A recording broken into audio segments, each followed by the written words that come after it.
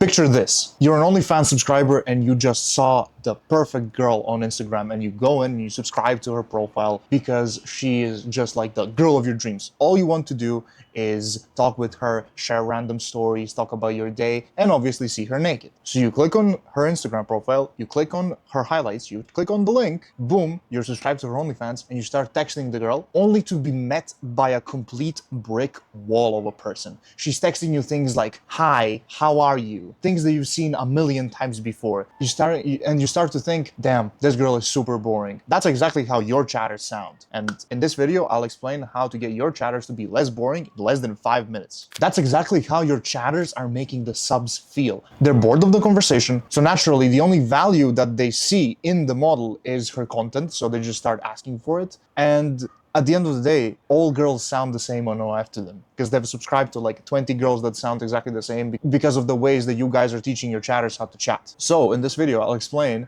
how to get your chatters to start sounding like genuine, authentic girls instead of robots who are just giving interviews to all of these subscribers.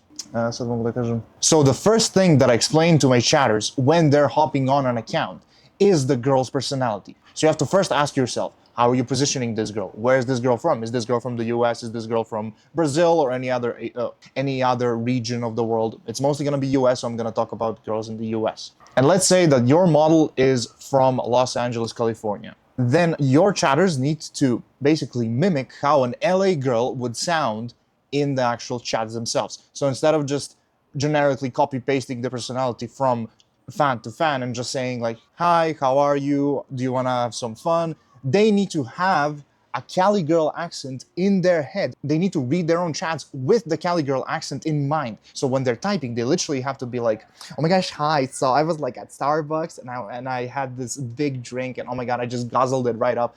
Like they have to actually understand how the girl would talk in that scenario, because if they don't, the fan gets bored super easily and the fan starts suspecting that that's not the girl that he subscribed to. Another thing to keep in mind is that your chatters need to be aware of what the girl is posting on Instagram. I'm gonna assume that your traffic is coming from Instagram, but this applies to every other traffic method. Like the chatter has to know how the girl is positioned on all these other social media platforms so he knows what personality to emulate. So I would give your chatters the links to all of her profiles so they can kind of check her out, see what she's been posting, see kind of what the personality is that she's actually representing online, so they know how to adapt their chats into the actual conversations themselves. Now, the next important thing that we have to remember is that these guys come on OF because they're lonely. They don't have any other person to talk to about private matters in their lives. So your chatters need to be asking personal questions. Doesn't matter if the sub